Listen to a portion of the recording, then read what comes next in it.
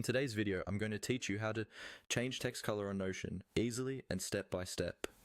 Changing text color is a simple way to make your pages more organized and visually appealing. You can use color to highlight important points, separate sections, or just make your notes more fun to look at.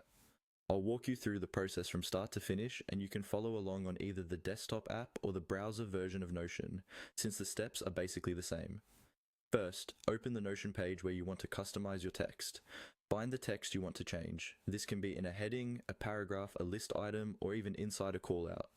To begin, you need to highlight the text. Click at the start of the word or sentence, then drag your cursor across until all the text you want to style is selected.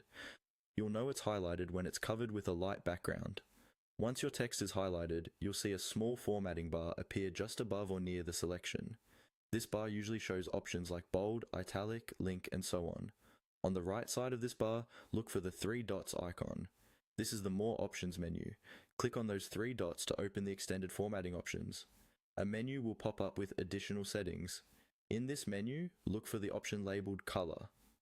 This is where Notion keeps both text colors and background highlight colors. Click on Color, and another panel will appear with a list of color choices. Now it's time to choose your color.